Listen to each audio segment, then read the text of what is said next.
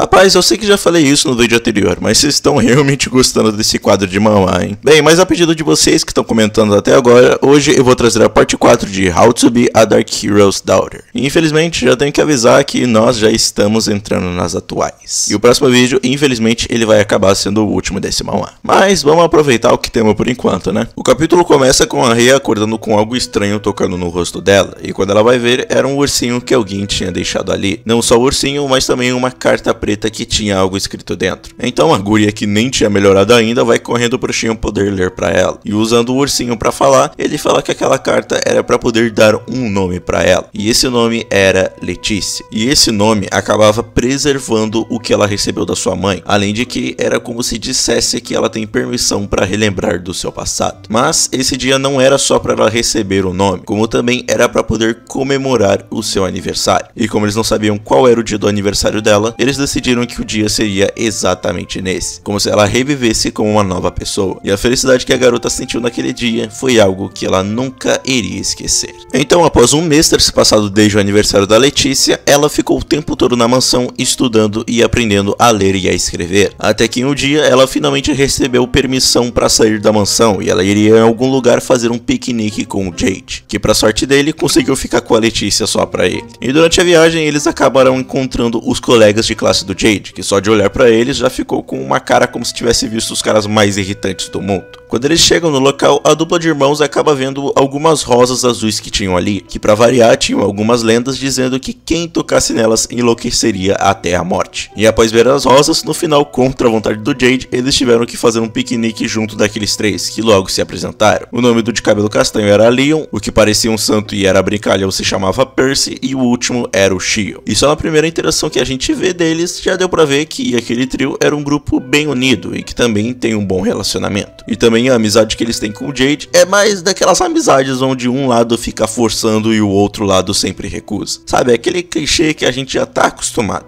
Até que depois de uma conversa, o Leon acaba se levantando, dizendo que ele ia pegar umas rosas azuis que tinham ali para levar para a irmã dele. E por meio de uns amigos dele, a gente fica sabendo que infelizmente a irmã do Leon, chamada Alice, acabou morrendo de pneumonia há um ano atrás. E o único motivo para eles terem ido até aquele local era para pegar as flores da cor que a irmã dele tanto gosta para levar pro túmulo dela. E falar sobre isso acabou deixando o clima bem pesado, mas quando o Leon voltou, eles conseguiram fazer ele voltar a ficar um pouco mais leve. E para poder falar de coisas mais divertidas, o Leon acaba falando da primeira experiência dele chegando na capital. Como ele cresceu do outro lado do país, ele acabou ficando maravilhado quando viu pela primeira vez a torre do relógio azul. E essa informação ela vai ser bem importante, deixem no espaço guardado aí na mente de vocês. O Duke também logo acabou chegando no lugar para poder ficar do lado da Letícia, mas não antes de ficar cercado de mulheres. E quando ele bateu o olho naqueles três, já ativou o modo pai pescotapa nele, que fez os coitados ficarem se cagando de medo. Bem, depois de terem conversado por bastante tempo, o Percy acaba saindo para poder tomar um ar fresco. Só que ele ficou tomando o ar fresco por bastante tempo, e ninguém tinha nem suspeitado disso. Antes deles irem embora, a Letícia iria levar o Duke para eles verem as flores todos juntos. Só que quando eles chegaram perto das flores, o Duke e o Jade já ficaram com uma cara de que a merda estava acontecendo. E o que eles tinham visto era o corpo do Percy, que há bastante tempo estava desaparecido. E parecia que ele tinha tirado a própria vida dele, já que os seus pulsos estavam cortados. A Letícia, vendo tudo isso, tentou pensar no que realmente estava acontecendo, mas o Duke, pensando que ela não estava bem, acabou colocando a mão dele na testa dela. E pela terceira vez depois de encostar nela, ela acabou lembrando mais da história da Nove. E essa lembrança estava mais para uma visão, onde ela viu a Elise falando algo sobre o Leon sempre estar aparecendo do nada. E quando ela teve aquela lembrança, foi o suficiente para Letícia já saber tudo o que estava acontecendo. Antes deles saírem da ilha e a polícia tomar conta de tudo, a Letícia, para poder colocar o plano dela em ação, começou a fazer uma cena dizendo que queria que o Leon fosse com eles para poder consolá-lo no caminho. O Jade acabou achando isso muito estranho, mas como era um pedido da própria Letícia, ele nem questionou o que ela tinha pedido. E após passar um tempo, ela acaba fazendo uma outra cena, dizendo que o laço que ela tinha no urso dela acabou saindo pela janela. E só por parar naquele lugar, o Leon já começou a agir de um jeito muito estranho, dizendo que ele iria descer ali mesmo. Mas antes dele ir, a Letícia pergunta se eles já tinham se visto. O Leon disse que não, mas a Letícia então pergunta quem ele era. Além disso, ela também fala que ele tinha falado pra ela que a torre do relógio era azul, mas na verdade a cor do relógio era dourado. E o Leon, já começando a trancar, mete o louco dizendo que ele tava bêbado e por isso tinha errado a cor do relógio. Mas a Letícia diz que a cor azul também também era uma cor do relógio. E acontece que a tinta da torre era uma tinta especial que durante o dia deixava ela dourada e de noite deixava ela azul. E ela só sabia disso porque as crianças da rua usavam a torre do relógio como um ponto de encontro, usando a cor como horário. E nas lembranças da Letícia, ela lembra de conseguir convencer os amigos dela a ir ver os trens de noite. E tirando os guardas noturnos, as únicas pessoas que iam de noite para a estação de trem eram as crianças de rua. E a Letícia também lembra de um dia ter visto o Leon, o que acabou deixando as coisas confusas, porque o Leon tinha dito que ele vinha da capital. E ela não tinha deixado nenhuma brecha. A guria tinha encurralado o cara completamente. E vendo que não tinha saído, uma pessoa igualzinha ao Leon abriu a porta e usou a Letícia como refém para eles liberarem o Leon, o que acabou comprovando o que ela tinha visto na visão, que eram duas pessoas iguais ao Leon junto da Elisa. Ou seja, eles eram irmãos gêmeos. Claro, usar a Letícia como refém não adiantou nada, também foi um péssimo erro. E o Duke com magia negra conseguiu imobilizá-lo e o Jade estava a um fio de cortar a garganta do Leon. Mas antes que eles mandassem mais uma pessoa de base, a Letícia já meteu um gritão, mandando eles esperarem, dizendo que queria ouvir o lado da história deles. E como ela praticamente tinha poder para poder manipular aqueles dois, não foi difícil eles atenderem o pedido.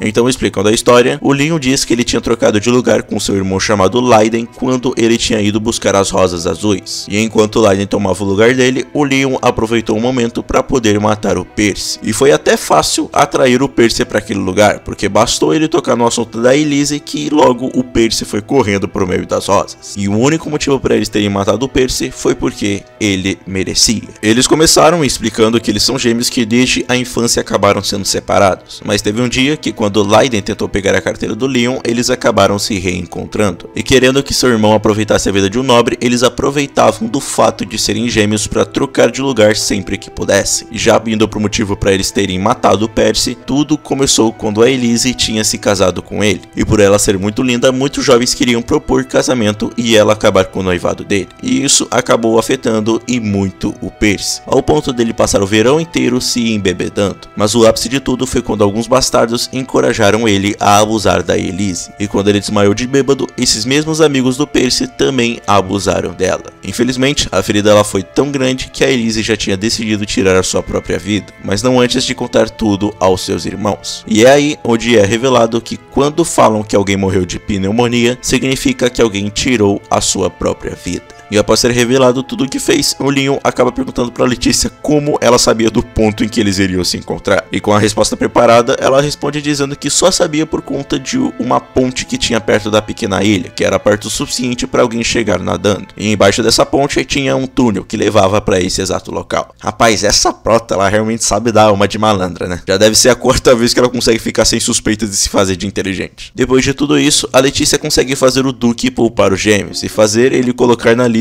os caras que abusaram da Elise. Mas para poder manter eles sob o controle, ele deixou uma marca neles para saber o que eles estão fazendo. Assim, os gêmeos acabaram sendo poupados. Enquanto eles voltavam para casa, o Duke já manda um papo estranho sobre ele saber quem a Letícia era, o que já deixou ela suando frio. Só que não era sobre ela ser uma reencarnada, e sim sobre ela, na teoria, ser um gênio. Ele suspeitou isso dela. Ela, claro, começa a ficar desesperada, dizendo que tudo isso foi pura sorte, mas ele nem deu muita bola para isso, e só garantiu que eles iriam até um médico testar ela. E ele acabou cismando tanto com esse negócio de gênio que mesmo na mansão ele não calava a boca falando sobre a Letícia ser um gênio. Ele cismou tanto que depois de alguns dias ele enganou a coitada da Letícia dizendo que eles iriam para uma loja de doces. Só que ele na verdade estava levando ela pro médico que iria testar ela. O médico que queria testar ela era o Dr. Sibel, que de primeira se mostrou um médico comum, mas ele era bem mais que isso. A Letícia acaba fazendo os testes e ela consegue responder algumas perguntas, mas outras ela não conseguia. E quando o teste terminou e o Sibel ia ver os resultados, a Letícia começou a ficar um pouco depressiva pelo fato dela não ser um gênio. Isso porque ela tinha medo de que caso Kallen saiba disso, ele acabe não tratando ela do mesmo jeito que a tratava, tendo medo de que ele acabe jogando ela fora ou faça ela de empregada. O Kallen acaba chegando e só de ver que ela tava chorando já fez o cara começar a ficar desesperado. E quando ela explica tudo o que estava acontecendo, ele diz que o verdadeiro motivo dele levar ela até lá não era porque ele tinha expectativas nela, mas sim porque estava preocupado com ela. Acontece que na família Llewellyn várias mentes brilhantes acabam nascendo, mas o problema nisso disso era que esses mesmos gênios podiam acabar ficando depressivos ou até mesmo podiam tirar a sua própria vida. Isso porque para essas pessoas ter uma mente brilhante era como uma maldição. E o Jade foi uma dessas pessoas. Ele quando criança ele era apático e desmotivado quando criança. E por isso o Kallen queria testá-la para já o mais rápido possível tomar medidas com isso. E no final ele termina dizendo que não tinha problema ela não ser nenhum gênio. E depois de toda essa confusão ter sido resolvida, o Cybele chega todo desengonçado dizendo que os resultados do teste da Letícia já tinham saído. E os resultados apontavam que ela era uma criança superdotada. A habilidade linguística dela era muito boa, ela podia dar descrições ricas em detalhes e também tinha uma dedução e consciência da situação excelente. O Manhwa passa a sensação de que ela era pouca coisa, mas vamos fingir que essa criança realmente não era acima da média só para não quebrar a imersão.